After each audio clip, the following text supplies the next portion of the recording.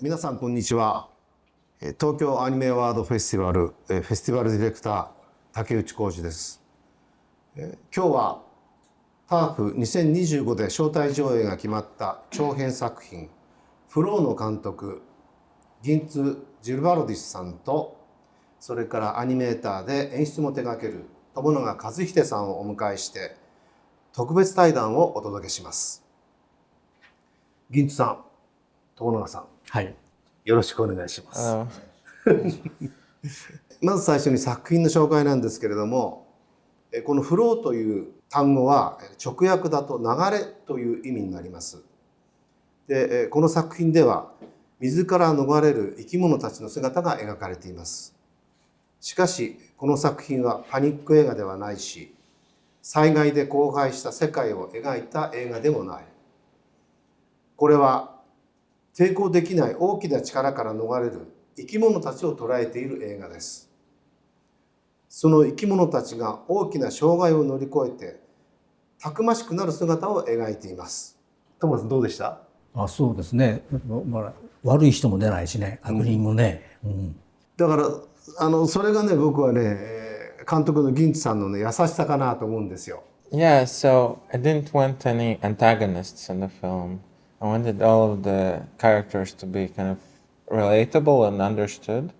So maybe it's the antagonist is the wave or the flood, and I thought it's something that everyone can understand. That cats don't like water. It doesn't need to be explained because we don't have dialogue. We have to use these kind of visual metaphors that are very understandable universally, and it's also the water kind of represents many different things in this film. It's at first when the cat is afraid of other animals, it's also the water is very aggressive and scary.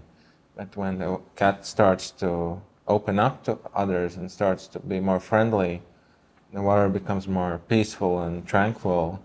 So we use the water to kind of show the different emotions that the cat has, because we can't use words. We have to use images and sounds to kind of convey these ideas. 友永さん、この映画全体を見て水の表現だとか猫だとか率直な感想どうですか？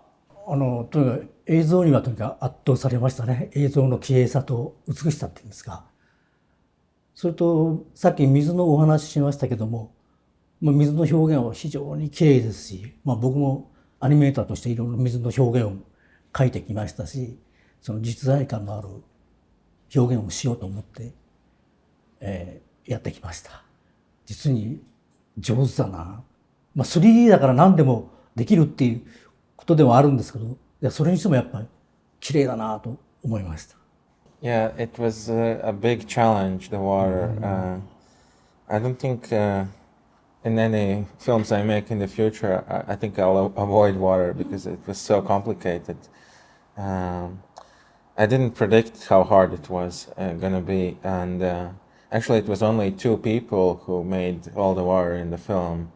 In most CG films there's a big team to work on that, but in this case it was all done by 2 people, and there are many different types of water. There's the floods, there's the flat kind of flake-like water, and there's the stormy seas, and there's small splashes and puddles. So for each of them it's very different. There's not one kind of water, and for each of them we had to figure out like a different technique.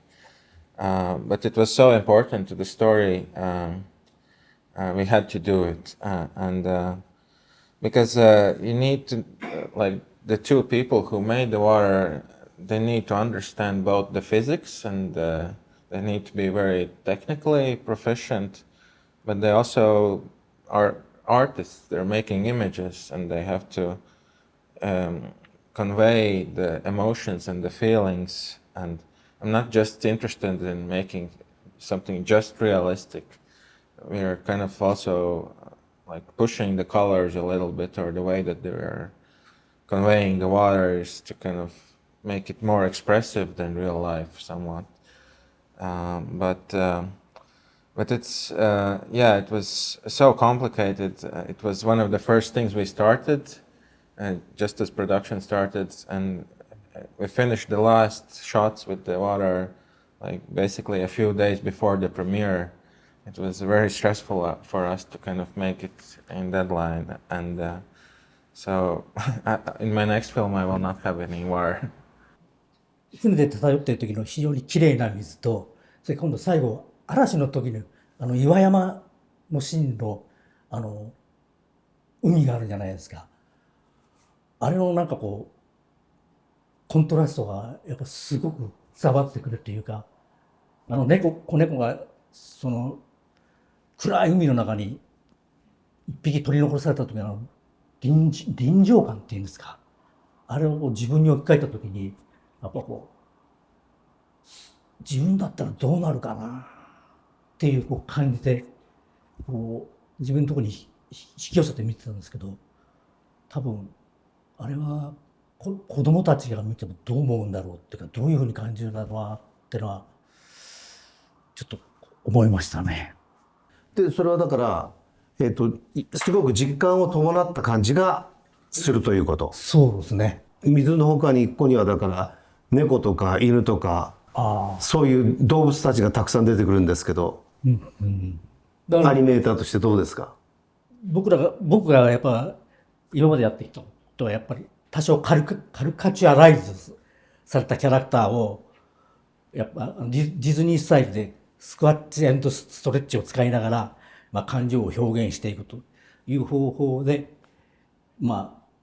仕事をやってきたんですけども、ギンツさんのその映像ではそういうほとんど擬人化されてないですね。普通のリアルな動物の動きでやっぱ感情表現をされているということで非常にやっぱびっくりしました。驚いたっていうか、こんな表現の仕方があるんだと。でやっぱ猫の動きなんかも非常にリアルですし、リアルっていうかリアリズムじゃないんですけども、やっぱ現実っぽいっていうのやっぱり驚きました。ギンツさんがアニメートしたんですか？No, I didn't do animation. I did the camera planning and the editing, but our animation director, Leo from France, he really is more responsible for the character animation. 素晴らしいアニメーターたちです。Yeah, I thought like animals are actually very interesting and very funny as well. I thought we don't need to exaggerate them too much, and especially cats and dogs are so expressive with their eyes and ears and tails. So I think we're all kind of actually more similar to animals than we think. We're guided by our instincts.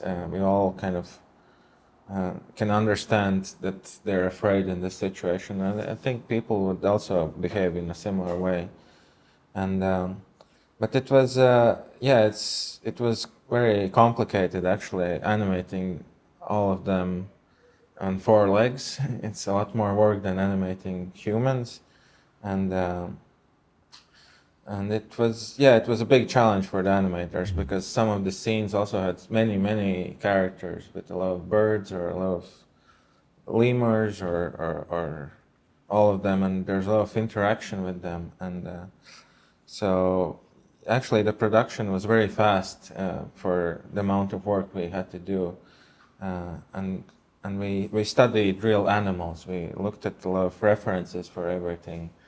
Luckily there's like a huge library of YouTube videos of all kinds of cats and dogs, and even for small things when they're just looking around we would like look for some reference in real life, but we're not copying it. We're looking at the reference but we're interpreting it, and because it's not a documentary, it's still like I wasn't interested in making something hyper real because I think that's kind of boring. But if you kind of see it through kind of the storytelling point of view where you focus on certain things, it can be a lot more interesting.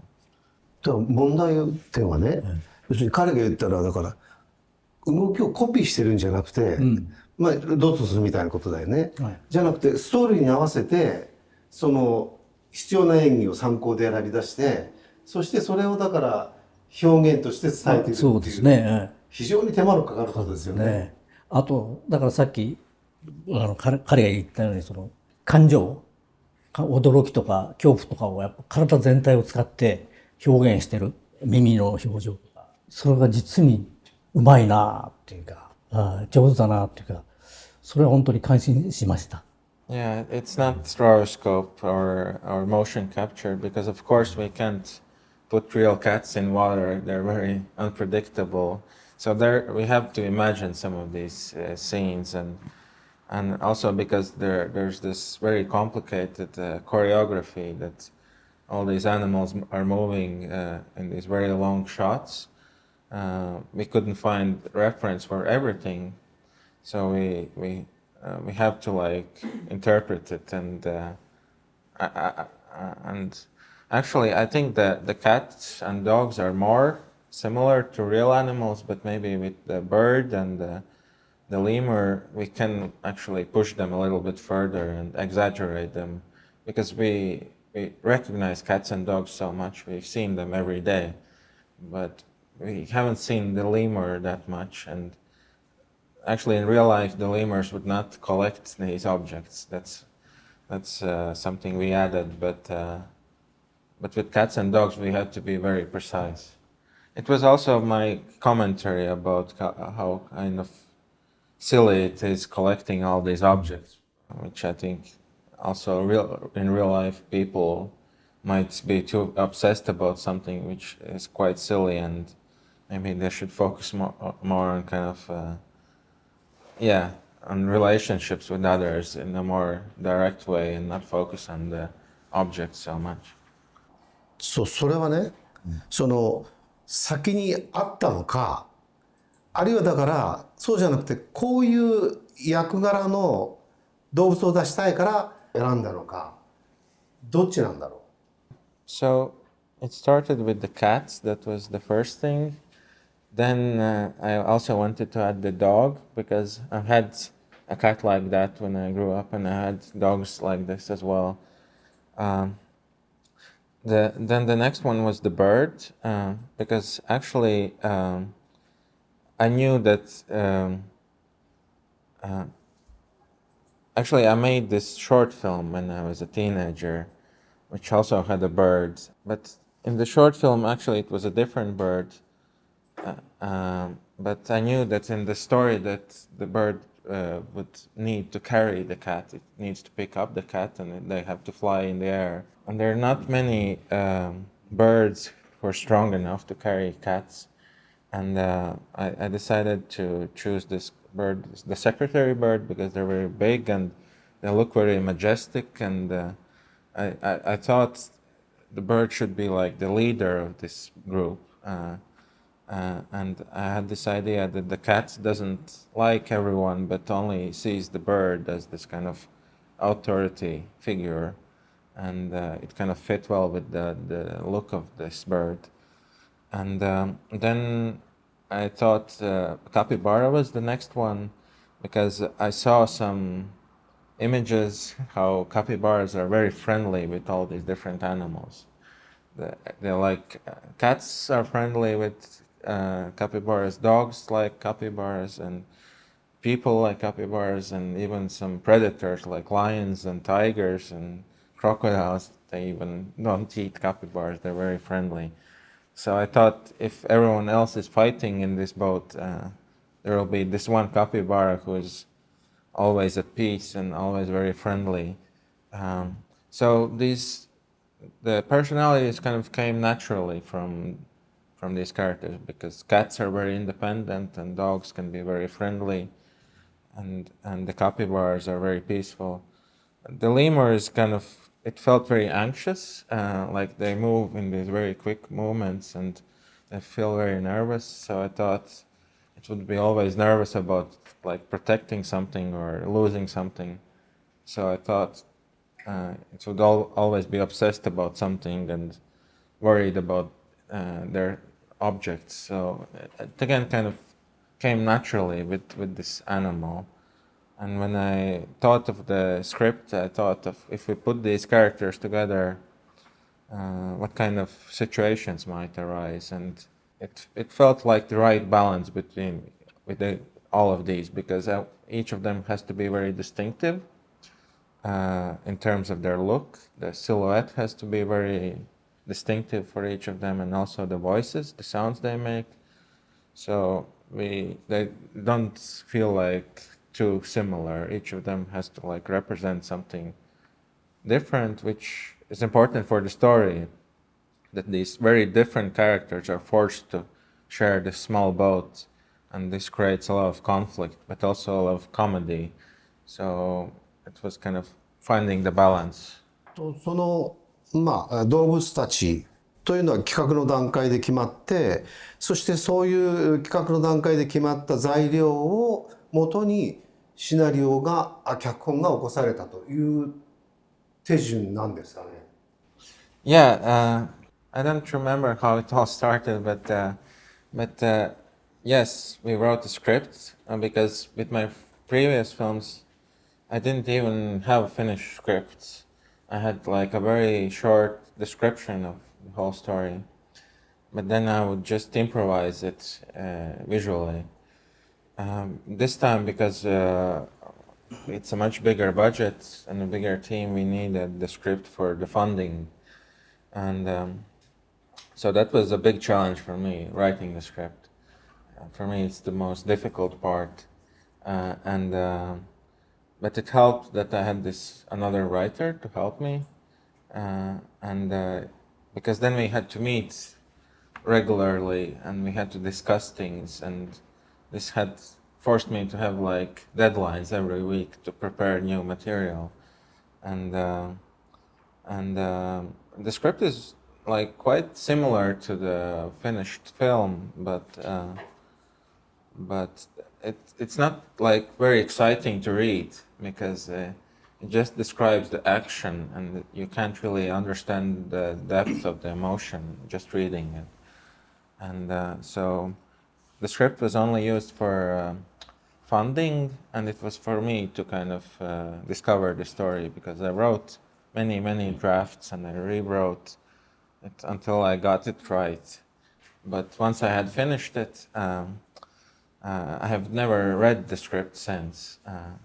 I then made the animatic, which is the layout of and the editing, but I didn't even read the script because I had written it so many times. I had it in my mind, and I could just make it based on my memory. And then during production, no one read the script. They just saw the animatic with the images. It was much easier to convey my ideas with the image than with the words. ちょっと好きなシーンがあるんですけども、船の中で、キツネザルがなんか鏡をいじくりますね。ちょっとその光の点が動くじゃないですか。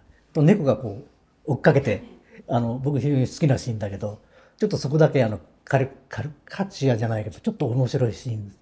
そういうアイデアもシナリオに段階からあったんですか？それともそれが開発してる最中に誰かがポッとアイデアを入れたのかどうかちょっと聞きたいんですけど。Yeah, it's funny that was the very first shot we animated in the pre-production as a test to figure out the style of the film. Yeah, I don't remember if that particular shot was in the script. I had written a bunch of different moments of them kind of playing and starting to bond and becoming more friendly. Actually, when I finish the script and then I make the animatic, I still make some changes. So there are some scenes in the animatic which were not in the script, or they're a little bit different than in the script. And because I wrote the script myself and then I'm making the images, it's almost like another draft of the script where I can improvise more. If there's a different writer and then the different director, maybe the director will be more precisely following the script. But because I'm also the writer, I can be more open and loose. And I think also the animator, Leo, actually it was the animation supervisor who animated that particular shot. He suggested some ideas that we wanted to have some imperfections with the camera, that it's not always captured perfectly in frame, that sometimes the characters move out of the frame, and he suggested that the lemur should look around, and the camera doesn't catch it perfectly. It's kind of, it's almost like it misses it. And that was the suggestion from the animator, that it's almost like we're filming it and it's something unpredictable, to make it feel more real. まあだから今のばかりね、2つまず1つは日本との違いっていうのがあって、もう1つはだから 2D と 3D の違いがあって、2D でだって友永さんアニメーション描いた時に、その後カメラワーク変えてって言ったら簡単じゃないじゃないですか。いや、そうなのね。でだけど 3D だからできてるわけですよ。でなおかつだからその 2D 日本の場合には絵コンテをかなりきちっと作って、でそれを段階的に積み上げていくじゃないですか。だけど今の場合はアニマティクスっていうかなりなんていうのかな、ラフなという言い方は申し訳ないけれども、まあ、見える絵を作って、でそれをだから、まあアニメーションもキャラクターもその後からどんどんつけていくっていう。それはもう実際絵を描きながら視覚化しながらね、アイデアをどんどんこう足していくってやり方、まあアメリカなんかはやってるんでしょうけど、そういうやり方もう羨ましいですか？羨ましい。どっちですか、友永さん。羨ましいですね。ただ日本のもう今のアニメーションはちょっと愚痴になるけど、もう漫画の原作主義ですから、それを忠実に作れというのがありましてですね。いや、全部とは言わないけど、だからなかなかそういう遊びの部分はもう少ないですね。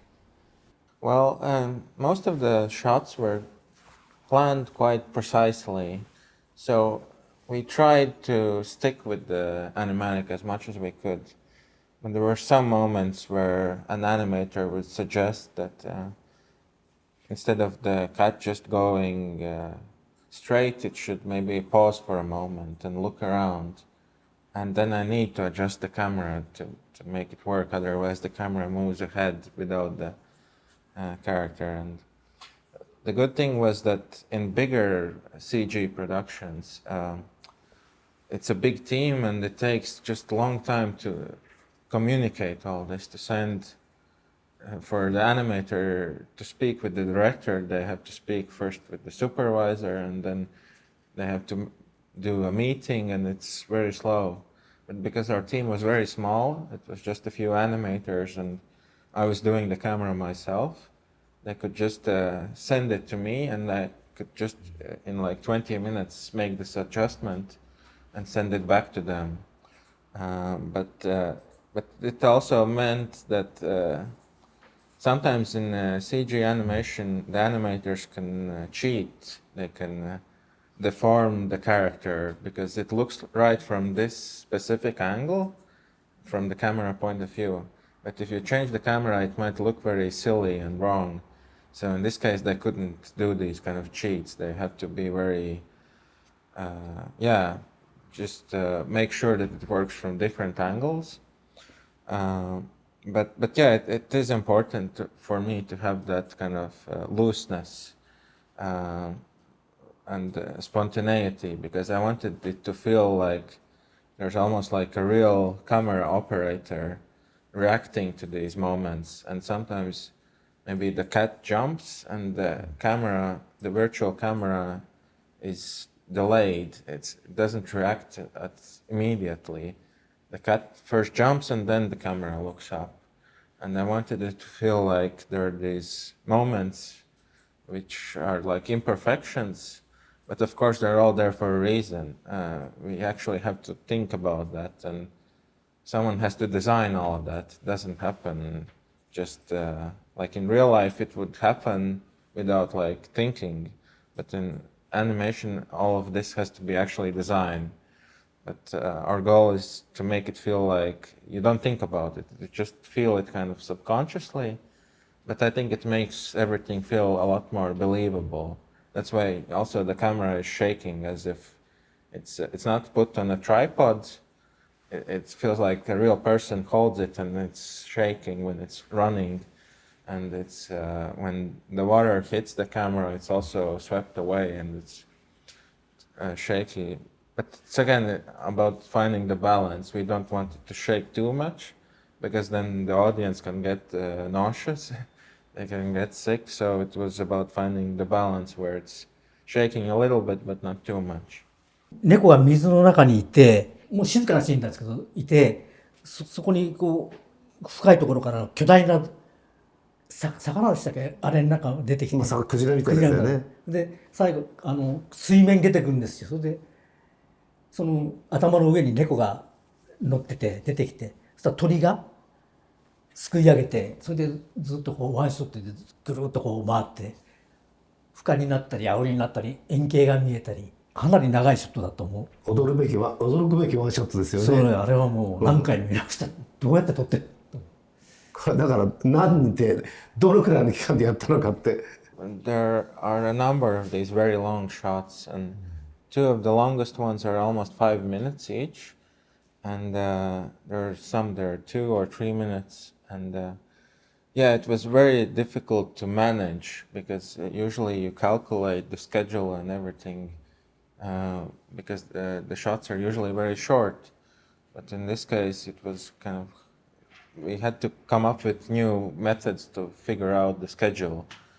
And some of these shots are done by many animators. Maybe one animator does the first minute, and then another animator does the second minute. And but in terms of planning these shots, it was also very complicated because these scenes got so big. Because if you look in this direction, it might look right, but if you move the camera on the other direction, the composition doesn't work anymore, because it's already moved, and the light doesn't work anymore. And it was really, it took me, I did the animatic myself, I designed it, and it took me like about a year and a half to design the whole film. And usually, traditionally, animation is done with hand-drawn storyboards. But I didn't use any storyboards. Everything was planned directly in 3D. Before production, I created this simple version of this set, of the environment. And then I put the characters in there in the most important poses. They're not animated yet, but I find the basic movement of where they will go and where they will look. And it's very simple and rough. But then I can take this camera and I can animate it as well. And it's very complicated with all these characters moving and the camera moving. So the way I think about it, it's also like editing, but it happens with the movement. Instead of cutting frames from a wide shot to a close-up, I might move the camera closer to the character. Or a character might walk closer to the camera, and then it changes the size of the frame, and yeah, with these long takes, I think that would be impossible to draw, because the perspective changes so much. You go underwater and up above in the sky, and the camera is always turning. I think it was the only way to design it in 3D, because I also don't usually know exactly what the shot will look like. It's kind of like a process of discovery. I try to make the character walk over here and see if it works, but maybe it doesn't work, and I can make adjustments based on the camera. And it goes a lot. It's like, it also takes many tries, and I fail sometimes, but then I make adjustments and it might take like 10, 20 versions until I get it right. But I also even have the music at this point. So sometimes I have the music in pre-production and everything is moving according to the rhythm of the music. So the cat might jump in the water when the drums are hitting in the music. So it's like it's moving according to the music, which is also another level of complexity. And actually the reason why I want to do these long shots is that I think it creates a very immersive experience. We're not just looking at this cat from far away. We're very close to the cat. We are inside the water with the cat, and I think it makes everything more intense and emotional if we're so close to the characters, and it almost makes you feel like you are the cat as the audience. You're not looking at it from a distance, but you're experiencing everything at the same time as the cat. ということは、かなり初期のアニマティクスの段階からああいう長いカットが存在したということですか？ Yeah, you have to plan it before production because everything is so precisely designed. We made some small changes after production to the camera, but we can't change it like completely. We can just move it a little bit to the left or the right, but we can't move it on the other side of the character because it doesn't work from this other angle. So everything, all this movement of the characters and the camera was planned before production, before any animation was done. 友永さんは、演出もやるんだけどアニメーターで、僕はプロデューサーなんですよね。そうするとさ、例えばプロデューサーなんかさ、それ大変だからあれ時間がかかりすぎるからやめようよ、カットに分けようよとかっていうことを言わなかったの？あれ誰かスタッフはさ、これ大変すぎるからやめようよって言わなかったんだろうか？ No, because it was we had the animatic and we could it was quite we could plan how many seconds it takes, and so we could divide it. So maybe in this long shot, there's a moment when the camera looks away to a different character, and then maybe the next animator can take over. So even with these longer shots, we could find some moments where we could make some split, where we could split them apart and divide them in smaller parts. So in the end, it wasn't that complicated. We just had to find these moments where we can split them apart. あんまりやってみて大変そうだと思ったら、僕なんかカット分けたりするんですけどね。制作の方からもうちょっとなんとかならないかとかさ、よく言われるんで、ここカット分けようとかね。でもそうしない演出家の人もいましたね。高畑勲さんなんかは、制作が泣こうが何しようがいいもの作るんだからやりますとか、なぜ必要かっていうのをもう全部理屈でどんどんこう説明していくから、みんなそれ聞かざるを得なくなって。Yeah, I think what makes Flow interesting or unique is the way that the camera and the way the editing works. I think if we would make it in a more conventional way, you wouldn't be as engaged, so. But this was known to everyone since the beginning. When I first pitched the film, when I first pitched it to producers, I told them that they have to, plan for this. So this wasn't like a late decision that I asked anyone. So we could prepare. Usually there's something really complicated, but if you plan really early and are prepared, you can figure out a solution, I think. そう、それでね、この作品、演出総合というかストーリー展開みたいなものの一部として、冒頭にさ、猫の彫像があったりとか、変な世界だなって思わせるところがあって、でなおかつ猫が人間のベッドでこうちょこっと寝たりすると、これ人間がもともといたんだろうと。思うんだけど、もう人間がいなくなってるっていう。でだから僕は観客の一人としてこれどういう世界だろうとか人はどうしたんだろうって疑問を持ったんだけど、いや僕も持ちましたよ。もちろんだけどあらすじを読ませてもらって、一応こういう世界なんだって、理解して、最初はどういう世界かなと思ったのは、天変地異があったのかなっていうぐらいからちょっと入っている。でもその後出来事があって、僕はもうだからその出来事を追っかけていく、何が起こったんだろうとか追っかけていくだけでもう考えるね、思考能力が停止したんだよ、映像を追っかけていくことで精一杯になって、そんなことはなかったですか？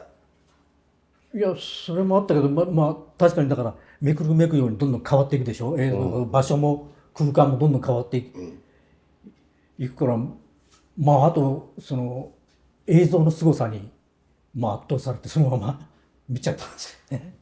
I always knew that there would be no humans in the story because I just wanted to focus on the animals. So I just wasn't interested in showing what happened because everything is kind of seen from this cat's point of view, and the cat doesn't know why the flood is there. So the audience also doesn't know, and I think it would be kind of boring to like spend some long time explaining all this history. To me, I think I'm more interested in the characters and the relationships, and the rest is kind of just the background. But I did want to give this sense that that the world is much bigger than the story we're seeing. But I'm not explaining everything. I'm giving the audience some clues that they have to look around and discover some ideas, and then they have to figure it out themselves, and they have to be more active participants in the story. They have to pay attention. That's why this is like a film where you can't just put it on the TV and do something else, because then you'll miss everything. You have to really look at the film and look around at some small detail in the background that might suggest you what happened before, what might happen afterwards. And I think audiences like that. They like to be engaged, because if you're engaged, you also care more about the story. And but I also wanted to that is kind of the background. We see these wide frames where usually we just see these many close-ups of just the character or just this prop, but often in Flow we see these wide shots where we see the character and there's something else in the background, and there are these multiple layers to the image, and the audience can figure out themselves where to look at.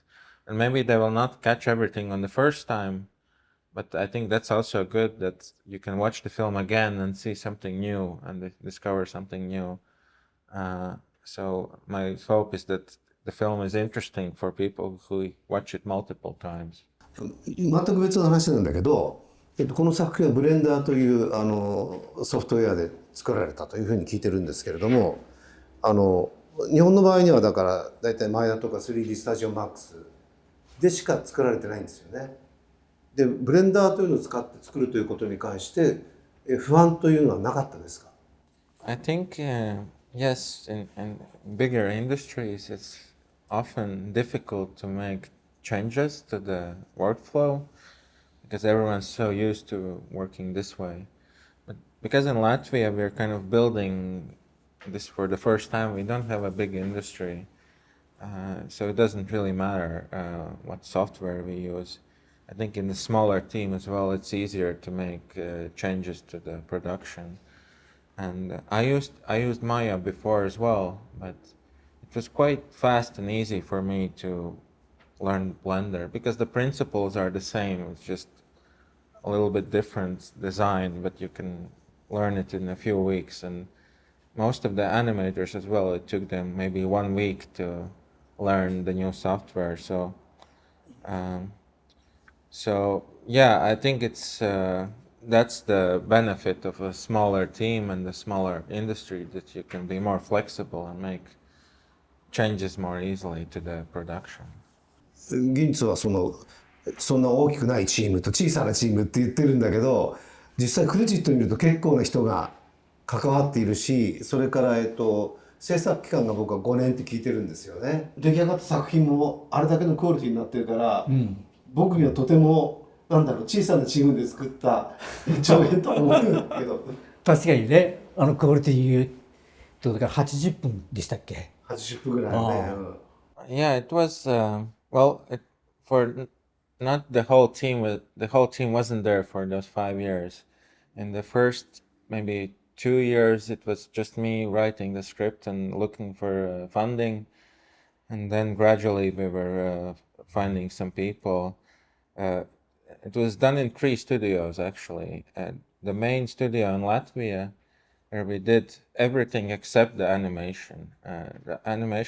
Character animation was done in France and a little bit in Belgium as well. But the Latvian studio was basically as big as this room, maybe even smaller. We had 8 desks, and usually it was maybe like 4 or 5 people in this room. So for me, it actually felt like a big team because before I made my film just myself. But if you compare it to some big American productions, it's really much smaller. So it was in Latvia, we had about 10, 15 people working all together, but some of them just worked for a week or two. Some of them worked for a few months. It wasn't like they worked on it for 5 years. And there were, I think, 18 animators in France and Belgium. And the production was, the animation production was about 6 months, which for a film like this is pretty fast. このクオリティのアニメーションを作るのにめちゃくちゃ早い。いやだから彼を含めてやっぱり優秀なスタッフが集まったんだと思う。Yeah, I think it was our animation supervisor who was very experienced, and he managed to kind of find the right people. But it was also about, I think having that fast workflow allowed us to kind of focus on things that are important. Some of these shots are actually not that complicated. The characters are somewhere far away, or we can repeat some walk cycles and come up with some creative solutions. And so I learned so much from making this film, from working with our animation supervisor. Hopefully because of the success of this film, we'll have a bigger budget next time, and we'll be able to spend more time and have a bigger team as well. So it's a little bit more relaxed because it was pretty stressful at times. でもそういうことはあんまり感じなかったですね。時間が足らないっていう感じはしなかったですけども。今日はギンツ・ジルバロディスさんと、それから友永和秀さん、フローを見るのが楽しみな、そんな対談をしていただいて、どうもありがとうございます。この作品フローは3月の14日から全国のTOHOシネマズ日比谷ほかの映画館で公開されます。ぜひ見ていただきたいと思います。そしてさらに3月7日から始まる東京アニメアワードフェスティバルでの一度限りの特別上映が決まりました。ぜひ東京アニメアワードフェスティバルに来てフローを見てください。最後にギンツさん、一言この番組を見ている皆さんにお願いします。Yeah, so I think Flow is a pretty unique film. You probably haven't seen something like this, and especially in animation. So it's a very immersive experience, which has to be seen on the big screen.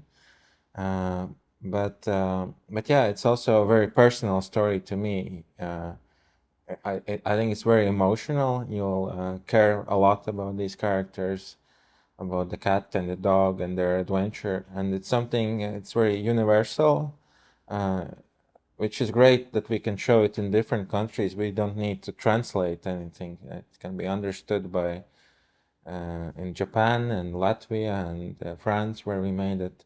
So and also in terms of the age, I think it's like there's this fun adventure with the cats and animals, which is great for kids, but there's also like this philosophical kind of layer as well, which I think fans of cinema will also appreciate, this kind of deeper meaning and this kind of immersive aspect. So I think there's something for everyone. So I hope you have a chance to see it. 今日はお二方どうもありがとうございました。